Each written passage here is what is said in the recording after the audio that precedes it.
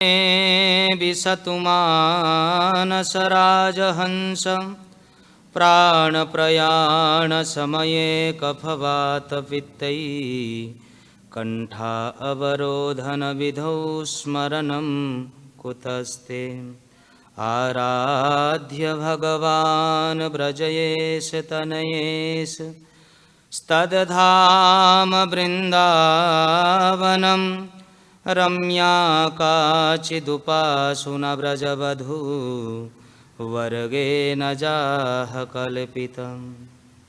श्रीमद्भागवतं प्रमाण अमलं प्रेमापुमार्थो महान् श्रीचैतन्यमहाप्रभुर्मदमिदं तत्रादराहनापरः।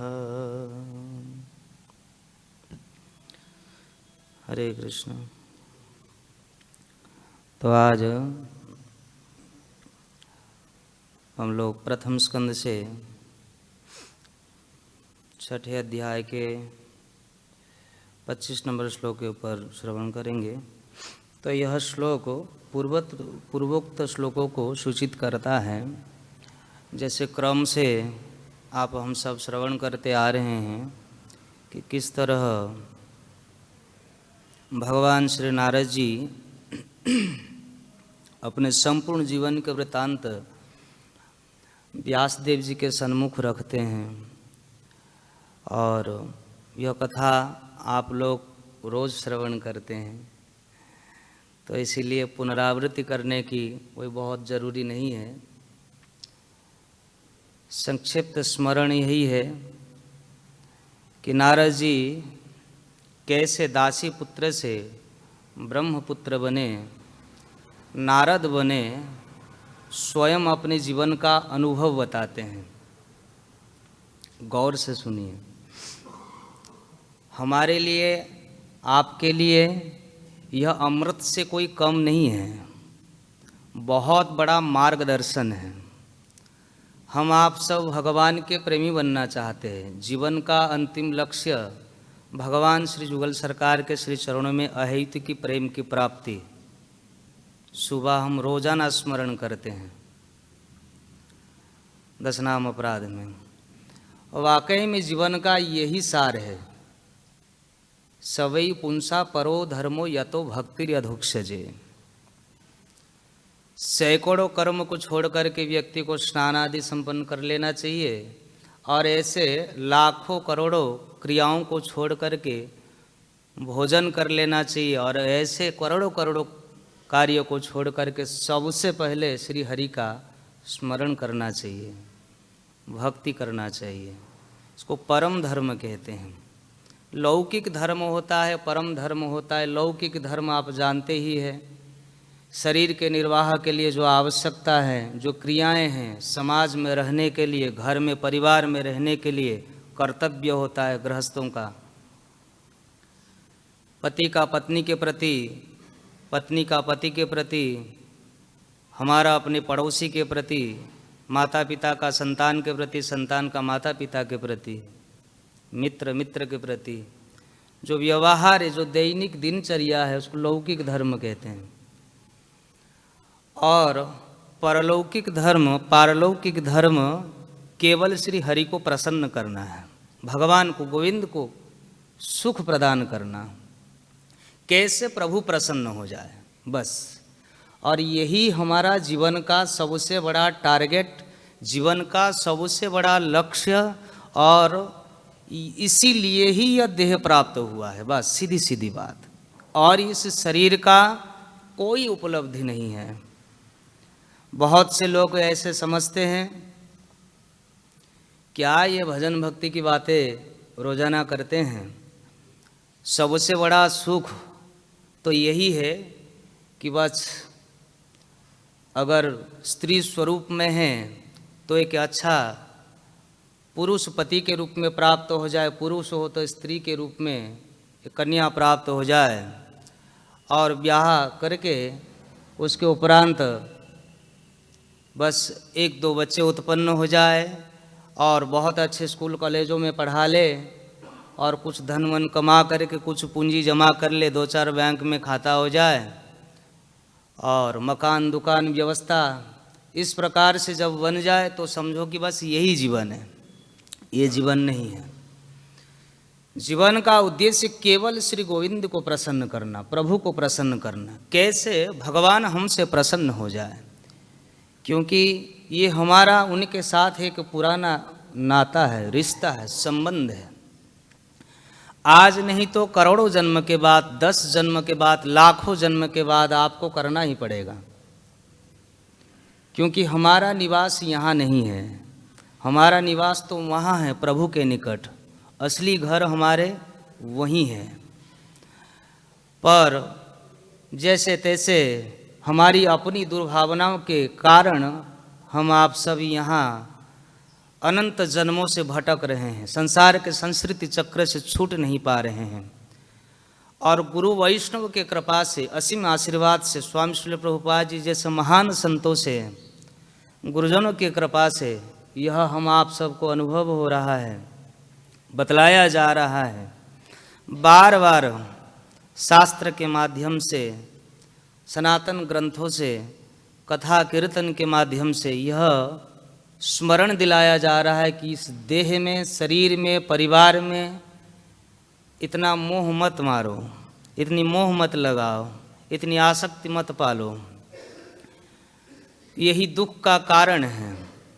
सबसे बड़ा जीवन का प्रथम कर्तव्य है भगवान श्री हरि को प्रसन्न करना, भक्ति करना। तो श्री नारद जी के जीवन चरित्र से हम आपको ये सबसे बड़ा शिक्षा प्राप्त होता है, मार्गदर्शन प्राप्त हो रहा है कि कैसे भगवान को पाया जाता है, कैसे भगवान को पाया जाता है।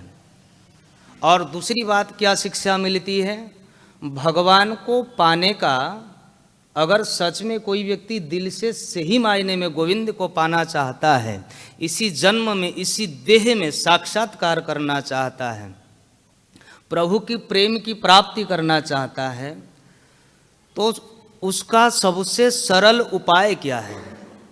ये नारद जी के चरित्र से ये है कि नहीं हमारे लिए उपलब्धि। अब एक लौकिक दृष्टांत देते हैं। आप बैंक में, आपकी अकाउंट में काफ़ी सारे है, पैसा है, और आप उसे किसी चीज़ में इन्वेस्ट करना चाहते हैं। लौकिक दृष्टांत है, हाँ। आप उसे इन्वेस्ट करना चाहते हैं। जब आप बैंक में जाते हैं और बैंक के कर्मचारी आपको तरह तरह का वो बताते हैं कि इसमें इन्वेस्ट कर दो, उसमें इन्वेस्ट कर दो, इसमें डबल हो जाएगा, इसमें ऐसा हो जाएगा, इसमें इतनी %। तो उस समय अगर आपको अपने कोई सहोदर, आपको अपनी कोई अपनी आत्मीय जन, या आपके अपनी प्रियजनों में से, या आपके अपनी जान पहचानों में कोई व्यक्ति ऐसा हो और वो आकर के कह दें कि अरे प्रभु जी इसमें इन्वेस्ट करो, इसमें इन्वेस्ट करो, हमने करके देखा है, इसमें बहुत बेनिफिट है, तो बताओ आपके मन में लड्डू का चौड़ी फूटेगा कि नहीं? कि भाई इतना बड़ा अनुभव उन्होंने। अब आप कहेंगे भागवतम में ऐसी दृष्टांत, पर क्या करें, समाज में हम आप सबको समझने के लिए इन लौकिक दृष्टांतों की आवश्यकता है।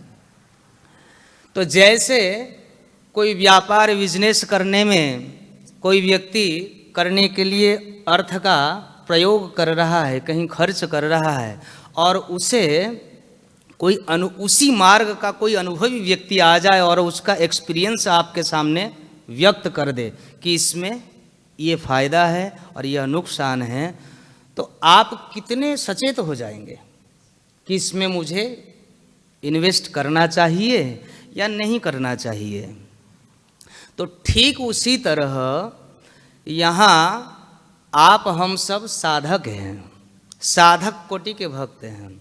आप हम सब दिन रात यही प्रयत्न कर रहे हैं, सुबह से शाम तक जो मूड मार रहे हैं, इसीलिए तो कर रहे हैं कि कैसे प्रभु प्रसन्न हो जाए। बस कैसे हमारे गोविंद, राधा गोविंद श्री महाप्रभु श्री जगत के नाथ जगन्नाथ कैसे हमसे प्रसन्न हो जाए, रीझ जाए, बस एक बार प्रभु हमसे रीझ जाए।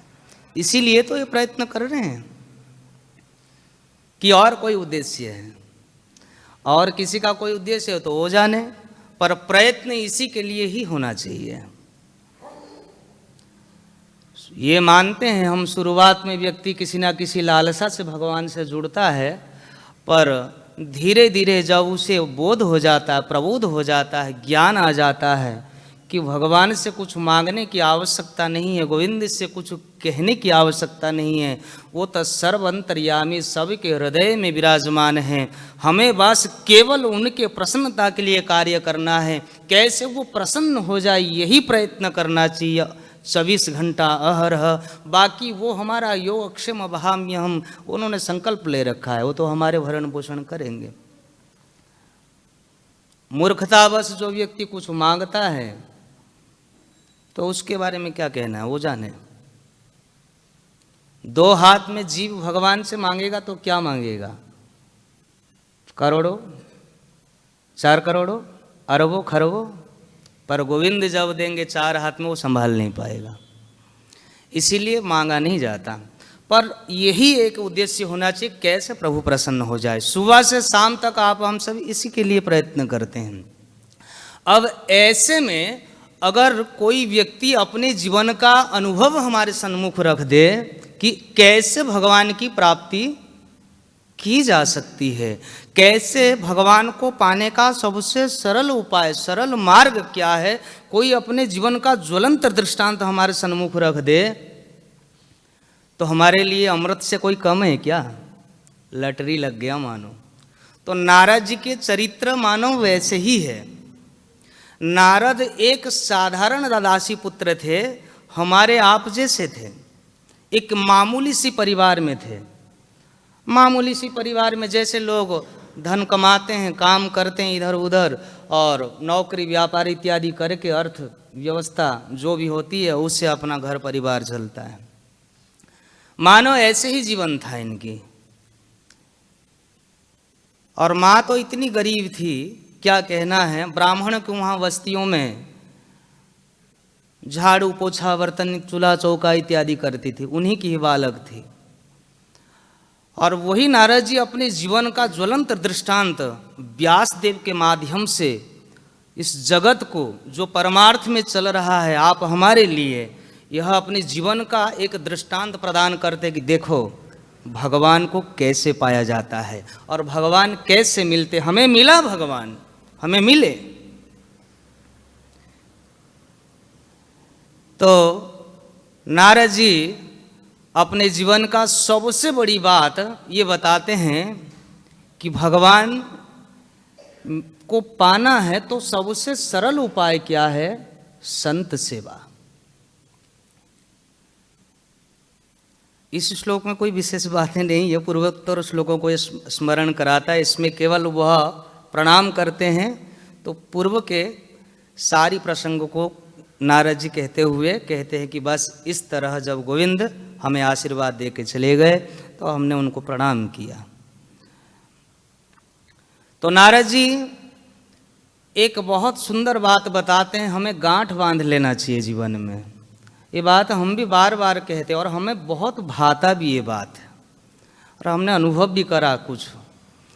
वास्तव में अगर कोई व्यक्ति भगवान को पाना चाहता है या भगवत पथिक प्रेमी बनना चाहता है, थोड़ा भी रति पाना चाहता है, हम आपको बता दें भगवान को पाने का आप क्या समझते हैं। भगवान को आप पाना चाहते हैं तो आप क्या करने से भगवान मिलेंगे, भगवान की भजन करने से भगवान मिलेंगे, यही बात मन में आ रही होगी। पर हम बिल्कुल कहते गलत, सरासर गलत। भगवान के भजन करने से भगवान कतई नहीं मिलेंगे। किसी को मिला है? किसी को नहीं मिला। रघुनाथ दास गोस्वामी अपने घर परिवार को बार बार छोड़ करके श्रीमन चैतन्य महाप्रभु के श्री चरण में जगन्नाथपुरी में बार बार आ जाते थे। महाप्रभु एक बार तो रघुनाथ जी ने बिल्कुल ऐसे आ गए, बस हे गोविंद, हे गौरांग महाप्रभु, अनंत वर्षों से, अनंत समय से मैं आपसे बिछोड़ करके रह रहा हूँ, अब आपके श्री चरणों में आ गया हूँ, आप हमें अपने आश्रय में रख लीजिए। श्रीमन गौरांग महाप्रभु उनसे कहते हैं, नहीं, तुम वापस जाओ, वापस जाओ। और उन्हें तो यहाँ तक एक फटकार लगाते हैं, मरकट वैराग्य नाकरी लोक देखाइया, जथा योग्य विषय भुंज अनासक्त होइया, अंतरे निष्ठा कर बाह्य लोक व्यवहार, अचिरत कृष्ण तुम्हारे करिवे न उधार। बंदर जैसा वैराग्य दिखा करके तुम्हारा कल्याण नहीं होगा, ये बात उनसे कहते हैं। किनसे? रघुनाथ जी से, जिनकी पिताजी के महीने का कमाई 1,00,000 स्वर्ण मुद्राएं, ऐसे रईस पिता के एक लौते लड़के हैं, और इतना वैराग्य, सब कुछ छोड़ करके महाप्रभु के चरणों में आ गए। और यही रघुनाथ जी के बारे में देखना है तो चले जाओ गिरिराज राधा कुंड, उनकी भजन कुटीर। कैसे भजन करते थे? जब ये भजन करने लगते थे, श्रीमती राधा रानी आकर के अपने पल्लू उनके सर पर ढांकती थी कि इसे धूप न लग जाए मेरे रघुनाथ को। और श्री गोविंद तो एक लाठी लेकर के खड़े रहते थे। उस समय सघन बंद था वृंदावन, कि कहीं बाघ इत्यादि मेरे भक्त को कष्ट न पहुंचाए। कितनी प्रिया प्रियतम व्याकुल रहते थे। ऐसा प्रेमी को श्रीमन चैतन्य महाप्रभु कहते हैं कि ये तुम्हारा वैराग्य ठीक नहीं है। ये क्यों कह रहे थे जानते हैं? क्योंकि इनके ऊपर गुरु की कृपा नहीं थी, संत की कृपा नहीं थी। उस समय श्रीमन नित्यानंद प्रभु धरती में अपना लीला कर रहे थे। श्रीमन नित्यानंद प्रभु का आशीर्वाद उन्हें नहीं प्राप्त हुआ था, इसीलिए चैतन्य महाप्रभु ये समझ रहे थे कि मेरे में वो सामर्थ्य नहीं है कि मैं रघुनाथ का कल्याण कर दूं। समझ गए?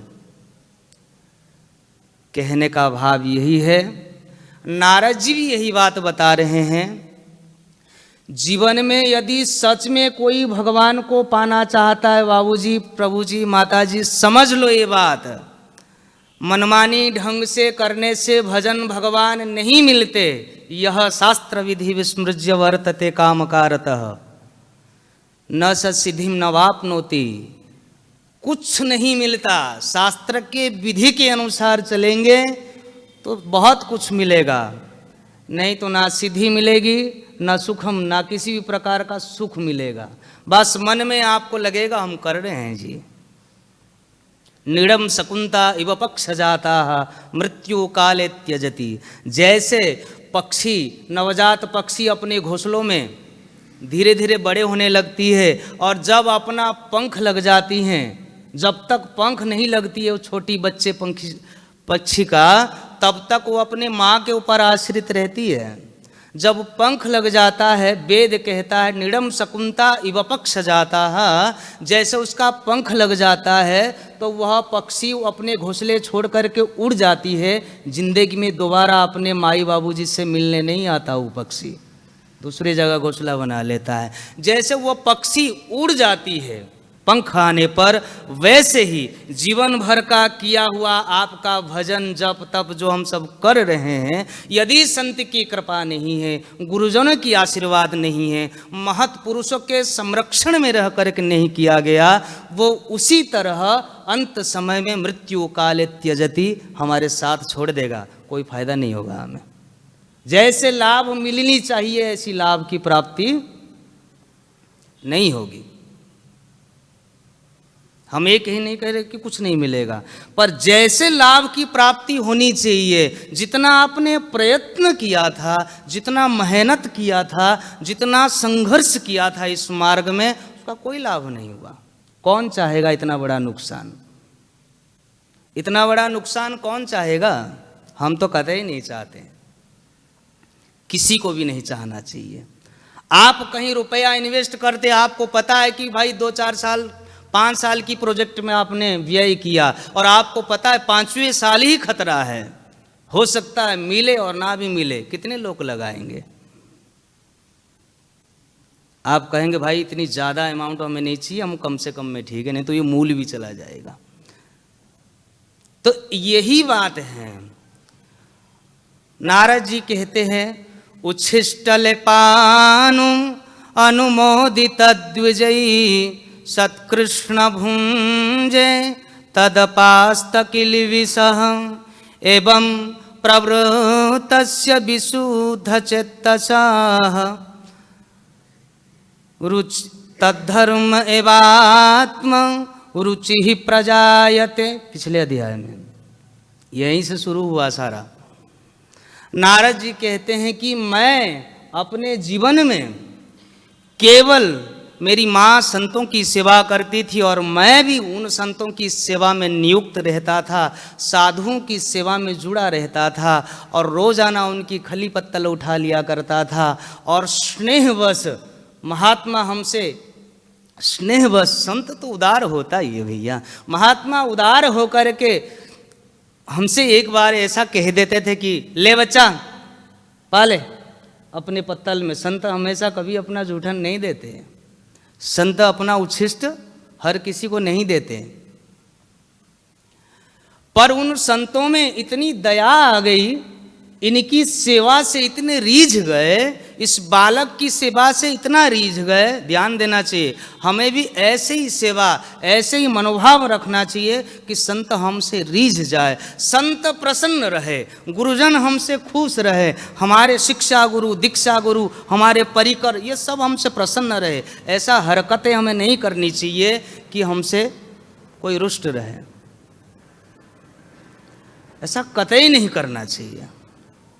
कुछ मत करो, बहुत अच्छा। अगर आपसे अगर कोई दुखी है, कोई भक्त आपसे रोजाना आपके वाणी से व्याधित महसूस करता है, तो ये ठीक नहीं है हमारे भजन, हमारे जीवन के लिए। वही बाधा बहुत बड़ा बन जाएगा हमारे लिए। आप सैकड़ों पाप कर लेंगे, उसका निवारण है। एक बार हरे कृष्ण कृष्ण कृष्ण हरे हरे, हरे राम राम राम हरे हरे, एक बार दिल से, हृदय से, निर्मल मन से यदि आप प्रभु का नाम उच्चारण करते हैं, करोड़ों जन्म का पाप नष्ट हो जाता है। इतना सामर्थ्य है। पर आप किसी को कष्ट पहुंचा रहे हैं, किसी वैष्णव को दुख दे रहे हैं, जिसको अपराध कहते हैं, इसका निवारण नहीं है, बहुत बड़ा बाधक बन जाता है। और संतों की सेवा में सदा सर्वदा जुटे रहना चाहिए। मन में ऐसा रहना चाहिए कि बस हमें कैसे महत पुरुषों की सेवा प्राप्त हो जाए। वह प्राणी अत्यंत भाग्यशाली जिन्हें गुरुजनों का सेवा मिल रहा है, वह प्राणी अत्यंत भाग्यशाली, चाहे वह गृहस्थ हो, स्त्री हो, पुरुष हो, जिन्हें साधु संतों की यत्किंचित सेवा करने की शरीर तन मन धन से सौभाग्य हो रहा हो, परम सौभाग्यशाली है।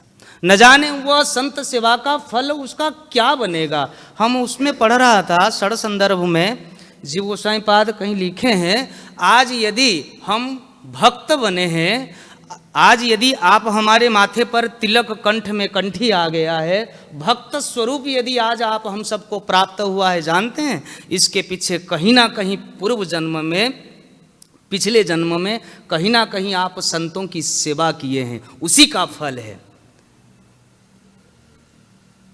इतना बड़ा उपलब्धि है महाराज।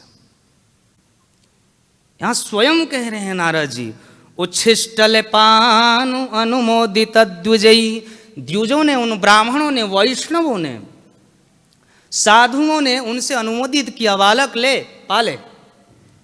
कई बार गुरुजन देते हैं, महत पुरुष महान वरिष्ठ देते हैं अपने उच्छिष्ट, कई बार मांगने पर नहीं मिलता, पर कई बार वो इतने प्रसन्न हो जाते हैं, स्वहस्त कमल से देते हैं, तो कितना सुख की अनुभव होता है उस समय कि हम किसी को, इतने बड़े महत्पुरुष के, महान आत्मा के चरणों में बैठे हैं और मन में यह लोलुप सा बना हुआ है कि महाराज जी की उच्छिष्ट हमें प्राप्त हो जाए, और तत्काल महाराज से निकट बुलाए, ले बच्चा, कितना सुख के अनुभव होता है। तो भैया नारद जी के साथ यही हुआ। तो नारद जी कहते हैं संतों की उच्छिष्ट पाने के बाद हमारा हुआ क्या? सत्कृष्ण भुंजे तदपास्त किल विषह, उनके एक बार केवल उन्होंने लिया, एक बार संतों की उच्छिष्ट, और रुचि ही प्रजायते तद्धर्म एवात्म रुचि ही प्रजायते, उनके हृदय से जितना कलमश वो सब दूर हो गया, और जिन धर्मों में, जिन धार्मिक अनुष्ठानों में, जिन भगवत भजनों में इन संतों का मन लगा हुआ था, संत सहसा लगे हुए थे, ब्राह्मण लगे हुए थे, उन्हीं में ही इनका मन अभिनिवेश हो गया। एक बात इसमें से शिक्षा प्राप्त होती है, उच्छिष्ट हर किसी का नहीं लेनी चाहिए। गीता में तो स्पष्ट मना किया गया है झूठन खाना। माताओं की ये स्वभाव होती है, घरों में भोजन सबको पवाते हैं, बालकन को भी पवाते और उसी थाली में लेकर के बटोर के पा लेती है। कहाँ तक सही है हमें तो पता नहीं है, पर नहीं लेना चाहिए झूठन। झूठन तो केवल उच्छिष्ट लेना है तो महत्पुरुषों का लेना है, महात्माओं की लेना चाहिए। और कितना बड़ा वस्तु उन्हें प्राप्त हुआ, स्नेह से श्रद्धा के साथ उन्होंने उच्छिष्ट लिया संतों का, तो उनके हृदय निर्मल हो गया, अंतःकरण पूर्ण शुद्ध हो गया, और भगवान की भक्ति में सहसा मन लग गया। और कथा तो आप आगे को जानते ही हैं कि किस तरह नारद जी, संत चले गए, नारद जी फिर अपेक्षा करते रहे, बेचारी माँ भी एक दिन चली गई, और पीछे पीछे यह भी अपना निवास छोड़ करके जैसे महात्माओं ने बताया था उस मार्ग पर चल दिए, और निर्जन वन में पहुँच करके एकांत में एक जगह पर भगवान में ध्यान लगाया, प्रभु में मन लगाया। और जब भगवान में ध्यान लगाया तो भगवान की साक्षात्कार होता है उन्हें।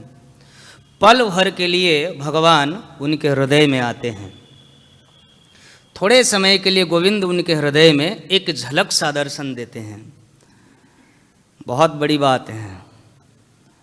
कई बार हम ठाकुर जी के सन्मुख खड़े होते हैं और एकांत में जब खड़े होकर के ठाकुर जी को निहारते हैं तो कई बार ऐसा अनुभव होता है, बहुत भक्तों के ऐसे होता है, हृदय भर आता है, आंखों में आंसू छलछलाने लगता है, कई बार ऐसा अनुभव होता है। वैसे दर्शन ऐसे ही करना चाहिए, ऐसे नहीं कि बस गए आए, कौन सी पोशाक पहने ठाकुर जी कुछ नहीं पता, और क्या कैसे पकड़, कुछ नहीं, ऐसे नहीं। भगवान के चरणों से निहारते हुए मस्तक तक जाना चाहिए, प्यार से दर्शन करना चाहिए। पुजारी इतनी प्रेम से श्रृंगार करते हैं कि भगवान को निहारने का तरीका ऐसा नहीं कि बस पट्ट खुला, माथा टेका और चल दिया। तो भैया श्री ठाकुर जी नारद जी के अंतःकरण में प्रकट होते हैं, और कुछ पल के लिए प्रकट होते हैं। अचानक ठाकुर जी अंतर्ध्यान भी हो जाते हैं, और जैसे अंतर्ध्यान हो जाते हैं तो नारद जी व्याकुल होने लग जाते हैं। अब बताओ, इतना बड़ा अमूल्य रत्न जिसके लिए उन्होंने छोड़ छाड़ करके सब कुछ क्या छोड़ा, कुछ था ही नहीं, पर जो भी है उन्होंने छोड़ करके अपने संसार को चल दिए भगवान की प्राप्ति के लिए। और वह प्रभु उसे मिल भी गए, और मिले भी तो कैसे न मिलने की बराबर, आए और थोड़ा सा झलक सा दर्शन दिए और फिर से ओझल हो गए। इसी को कहते छलिया, इसी को कहते हैं छलिया। और ऐसे में कभी साधक को टूटना नहीं चाहिए, ये तो बहुत बड़ी बात है। इतना जिसको प्राप्त हो गया वो तो टूटेगा ही नहीं, पर फिर भी हमारी आपकी स्वभाव के विषय में हम बता रहे हैं, हम अपनी स्वभाव के बारे में कहते हैं। हमें यदि कुछ काल तक नहीं मिलेगा तो हमारी स्थिति क्या होगी, हम फिर से विषय में प्रवृत्त हो जाएंगे, पर ऐसे नहीं होना चाहिए।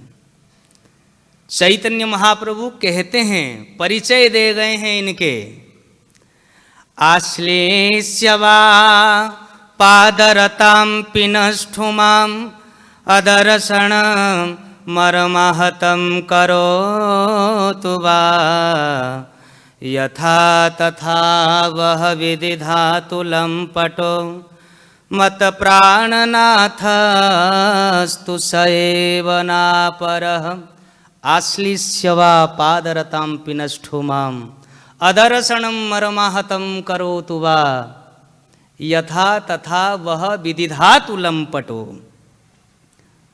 हमारा कर्तव्य है केवल उनको प्रसन्न करना, उनकी भक्ति करना, यही टारगेट। और वह दर्शन दें या दर्शन ना दे करके हमें मर्माहत क्यों न करे, वो सब कुछ करने में पूर्ण समर्थ है, स्वतंत्र है, वो उनके ऊपर है। वो दर्शन देवें या न देवें वो उनकी मर्जी है। विदिधातु लम्पटो मत प्राणनाथस्तु सएव नापर। महाप्रभु व्याकुल होकर के कहते हैं भले वो क्यों नहीं करेंगे ऐसा, वो एक नंबर के छलिया जो है, सबके दिल को ऐसे चुरा करके, चोराग्रगण्यम, बहुत बड़े एक नंबर का चोर है, तो भैया वो ऐसे क्यों नहीं करेंगे, पूर्ण समर्थ है और वो कर सकते हैं। पर फिर भी वह लंपट मेरे ही प्राणनाथ, हमें कभी नहीं छोड़ना चाहिए उन्हें। नारद जी ने छोड़ा नहीं, दोबारा से फिर से प्रयत्न किया कि कैसे पुनः जिस छवि का, जिस गोविंद का आकार का, जिस सूर्य विग्रह का मैंने हृदय में अभी अभी दर्शन करा, एक बार मुझे फिर से प्राप्त हो जाए, एक बार मुझे फिर से मिल जाए, एक झलक और देख लूं, मेरे नेत्र तृप्त हो जाए, मेरे हृदय अंतःकरण को शांति मिल जाए। ऐसे व्याकुल की विरह की अग्नि से नारद जी मानो जलने लगे और पुनः पुनः प्रयत्न करने लगे, फिर से कैसे गोविंद मेरे हृदय में दिख जाए। पर आपने सुना, कल भी सुना, कृष्ण कुमार प्रभु जी ने कहा गोविंद की प्राप्ति ऐसे नहीं होता। प्रभु को पाना है तो 16 आना भजन की आवश्यकता है। कितना? 16 आना, पूरा पूरा भक्ति चाहिए। कल कृष्ण कुमार प्रभु बहुत सुंदर बात बता रहे थे, एक 99.9 अगर होएगा तब भी नहीं होगा, काम अटक जाएगा, तब भी नहीं होगा। भगवान को पाना है तो 16 आना भजन। इसलिए उत्तरा की भक्ति श्रीमद् भागवतम में कुंती की भक्ति से श्रेष्ठ बताया गया है। कुंती कोई कम वाली भक्ति नहीं थी, ऐसे भक्त थी कुंती। जब गोविंद द्वारिका से आते थे दिल्ली तो बुआ जी के चरण छू करके प्रणाम करते थे, बुआ जी प्रणाम, और दोनों हस्त कमल कृष्ण के मस्तक पर फेरती थी कुंती बुआ, ऐसी भक्त थी। भैया गोविंद को जो आशीर्वाद देवे वारो वो कोई छोटो मोटो आदमी थोड़े हो। पर यहाँ कुंती की भक्ति से भी उत्तरा की भक्ति श्रेष्ठ बताया गया है। जब उत्तरा के गर्भ को ब्रह्मास्त्र, गर्भ को नष्ट करने के लिए अश्वत्थामा ने ब्रह्मास्त्र का प्रयोग किया, उत्तरा उस समय गर्भगृह से दौड़ती हुई आई, भागते हुए आई और उस जगह पर आई जहां 5 पांडव विराजमान थे और निकट में श्री गोविंद भी बैठे थे। और वो जानती थी भली भांति इन 5 पांडव में इतनी सामर्थ्य है, अर्जुन में इतनी सामर्थ्य है, एक बाण अगर अपने धनुष पर चढ़ा दे पूरे धरती डगमगाने लगेगा। महाराज पृथ्वी को उलट सकते हैं, पल भर में सृष्टि को ध्वंस कर सकते, क्या नहीं कर सकते। अर्जुन के पास ऐसे ऐसे अस्त्र हैं। पर सब कुछ जानने के बावजूद भी उत्तरा भागते हुई आती है, किसके शरण में जाती है? पाहि पाहि महायोगी देवदेवा जगत्पते नान्यं त्वद् अभयं पश्येत् यत्र मृत्यो परस्परम। हे नाथ, हे जगत के पति, हे प्राणनाथ, यह संसार में सब एक दूसरे से द्वेष करते हैं, ये भला हमें क्या बचाएंगे। हे नाथ पाहि पाहि महायोगी, आप बहुत बड़े योगी हैं, आप समर्थ हैं और परम पति भी हैं। इसीलिए भले मेरे पति नहीं हैं, आप ही मेरे प्राणनाथ हो। इसीलिए हे नाथ, हे महायोगी, हे गोविंद, हे गोपाल, हे गिरधर गोपाल, आप मेरे गर्भ का रक्षा कीजिए। देव देव जगतपते गोविंद के शरण में आती है, इसको कहते 16 आना, किसी और के शरण में नहीं गई। एक बार ट्राई तो मारना चाहिए कि अपने परिवार के इतने बड़े बड़े वीर बैठे हुए हैं, हमें कोई विपत्ति पड़ती है तो सबसे पहले अपने परिवार के लोगों को फ़ोन घुमाते हैं, थोड़ा सा हेल्प हो सकता है क्या। जब हार जाते हैं तब फिर जहाँ आपको नहीं मांगनी चाहिए तो आप वहाँ अंत में मांगते हैं, यही तो करते हैं। 16 आना भजन, भजन में थोड़ी सी कमी रहने पर भगवान की प्राप्ति नहीं होती है। मानो नारद जी के जीवनी से यही शिक्षा प्राप्त होता है कि नारद, तुमने चल तो पड़े हैं इस रास्ते में, पर इस रास्ते में तुम्हें जितनी भजन करनी चाहिए मेरे प्राप्ति के लिए, अभी उतनी भजन तुम्हारी बनी ना है। इसीलिए श्री नारद जी को भगवान ने कहा कि तुम भजन में नियुक्त रहो, हम तुम्हें अवश्य मिलेंगे। सांत्वना दिया उन्हें। जब उन्हें सांत्वना दिया तो नारद जी प्रसन्न होते हैं और प्रसन्न होकर के उन्हें अहम च तस्मै महतां महीयसे शीर्ष्णावनामम विदिधे अनुकंपितम, उनका अनुकंपा का महसूस करते हुए उन्हें मस्तक झुका करके हृदय से जिस छवि का दर्शन किया था उन्हें प्रणाम किया और प्रणाम करके पुनः भगवान नाम संकीर्तन में संयुक्त हो गए कि हाँ मुझे प्रभु मिलेंगे। तो भैया भगवान के शरणागति कैसे होनी चाहिए इस चरित्र से प्राप्त होता है। सप्तम स्कंद के अंतर्गत प्रहलाद के जीवनी को भी आप देख सकते हैं। प्रहलाद जी भी स्वयं कहते इस बात को, बालस्य नेह शरणं पितरो नृसिंह नार्तस्य चागद मुदन्वति मज्जतो नौ तप्तस्य तत्प्रतिविधीर्य इहांज श्रेष्ठस्तावत्तनुभृतां तद उपेक्षितां। प्रहलाद जी कह रहे हैं कि बालक जब परेशान होता है तो माता पिता के शरण में चला जाता है। बालक की रक्षा माँ बाप नहीं कर सकते। आप कहेंगे कैसी बहकी बहकी बातें हैं। कोई बालक, बुरा मत मानना, कोई बहुत असहाय अवस्था में है, अब बस अंतिम सांसें गिन रहा हूँ, तो माँ बाप बचा लेंगे? हाँ जी, माँ बाप बचा लेंगे। बालस्य नेह शरणं पितरो नृसिंह। प्रहलाद जी कहते हैं, हे प्रभु, हे नृसिंहदेव, माँ बाप भी बालक की रक्षा नहीं कर सकते। नार्तस्य चागत मजन्नति मज्जतो नौ। और बीमारी व्यक्ति का इलाज, बीमारी व्यक्ति को दवाई वैद्य नहीं बचा सकता। कहेंगे फिर ये अस्पताल ये सब क्यों खुली है प्रभु जी, आप ऐसी बातें कर रहे हो। वो ठीक है, थोड़े समय के लिए बस प्रयत्न किया जा रहा है, पर वो नहीं बचा सकता। कोरोना ने बचा लिया, कोरोना से सैकड़ों को बचा लिया।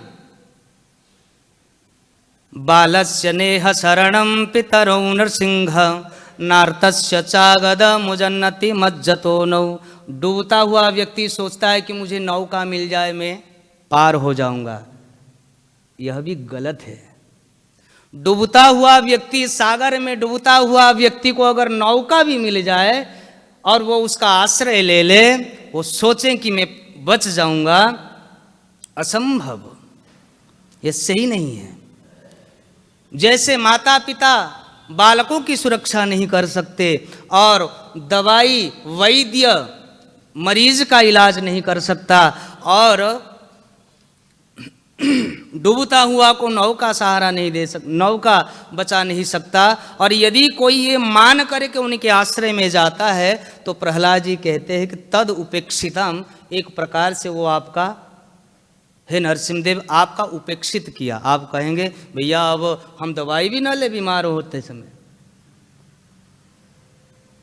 बीमार होने पर अगर कोई दवाई लेता है तो भगवान की उपेक्षा करता है। प्रहलाद जी कहते हैं भगवान की उपेक्षा किया, और डूब रहा है नौका के सहारा ले लिया तो भी भगवान की उपेक्षा हो गया।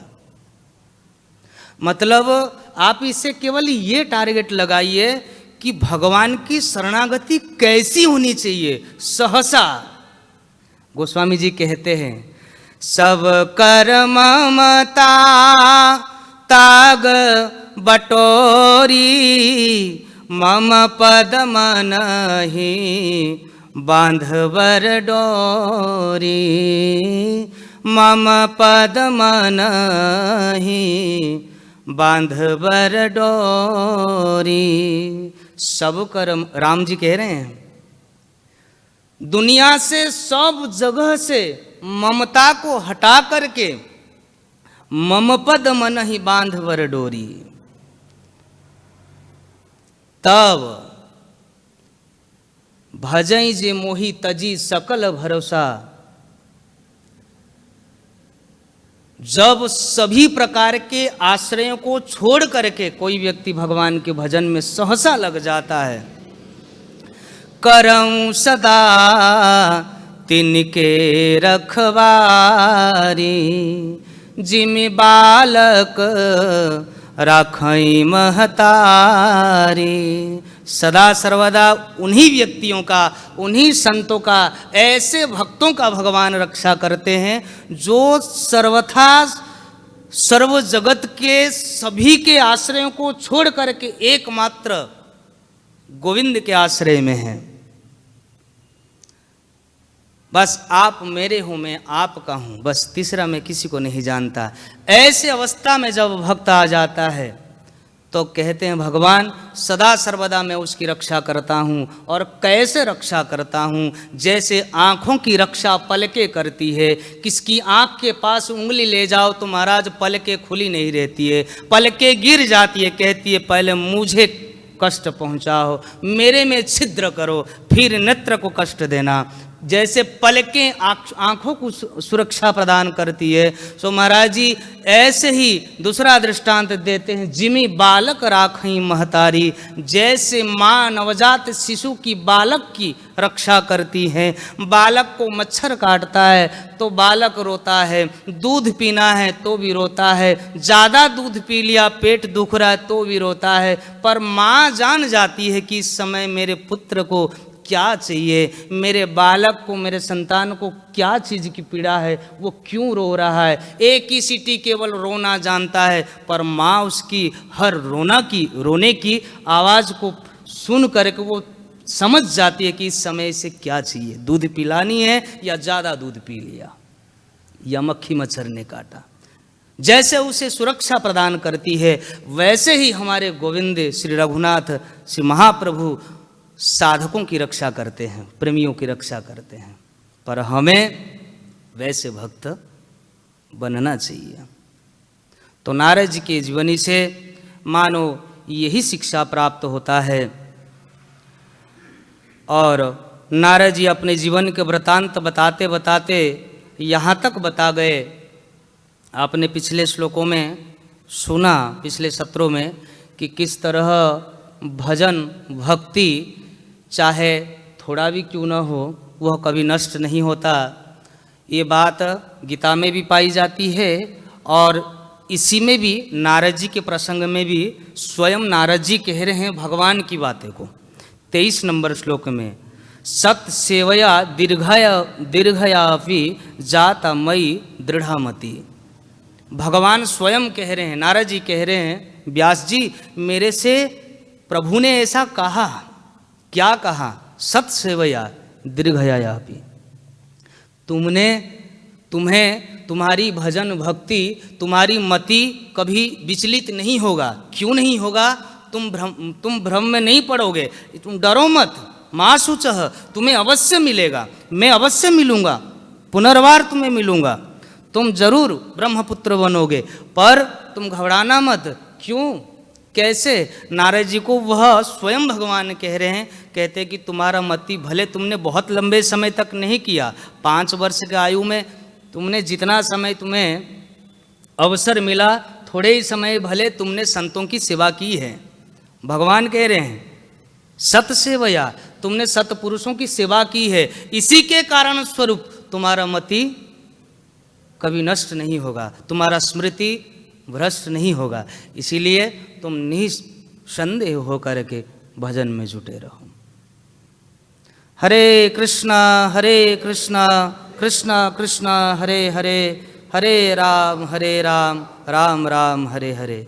इसीलिए हम आप सबको इस जीवन चरित्र से शिक्षा लेनी चाहिए कि कैसे भगवान की भक्ति में सहसा हमें जुटे रहना चाहिए। और जो भी समस्याएं, जो भी परेशानी, विघ्न आती है, मानो ये छोटी छोटी परीक्षाएं हैं, ये छोटी छोटी हमारे पिछले प्रारब्ध हमारे सन्मुख आ जा रहा है।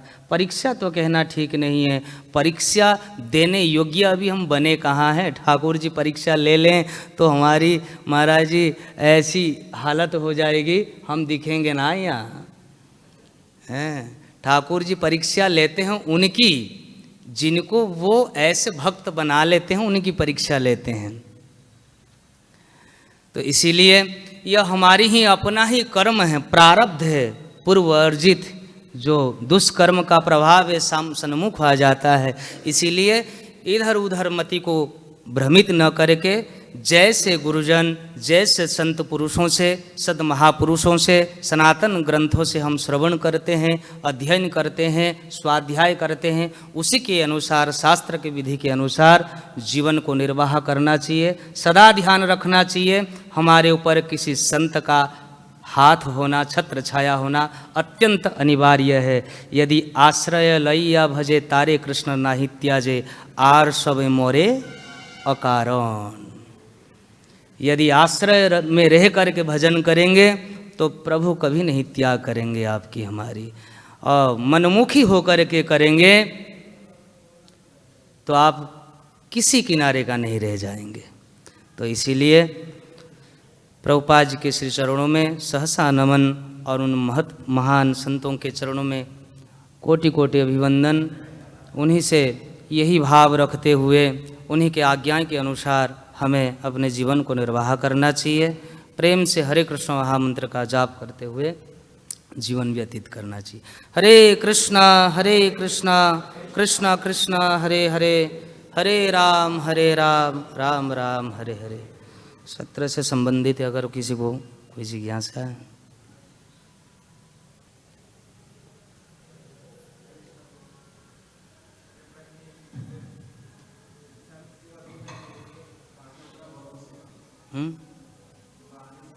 दो तरह की संत सेवा होती है। दो तरह की संत सेवा दो तरह की होती है, बानी सेवा, बपू सेवा। हाँ, तो अगर बपू सेवा का जैसे अवसर हमें नहीं मिल रहा है, तो अगर हम बानी सेवा कर रहे हैं तो उससे संत सेवा नहीं मानी जाएगी। हमने संत सेवा की बात कही है, चाहे आप कैसे भी करो। अगर शरीर से सेवा करने का सौभाग्य नहीं प्राप्त हो रहा है तो वाणी से भी सेवा किया जा सकता है, वो भी तो सेवा ही है। तो उसका वही फल होगा जो बपू सेवा होती है। हाँ, सेवा का बहुत बड़ा उपलब्धि होती है। सेवा चाहे आप किसी भी प्रकार से करो, शरीर, तन, मन, धन, किसी भी तरह से करो, सेवा तो सेवा ही होता है, सेवा सेवा ही होता है। ठीक। ग्रंथराज श्रीमद् भागवतम की जय, श्रील प्रभुपाद महाराज की जय। वांछा कल्पतरुभ्यश्च कृपा सिंधुभ्यैव च पतितानां पावनेभ्यो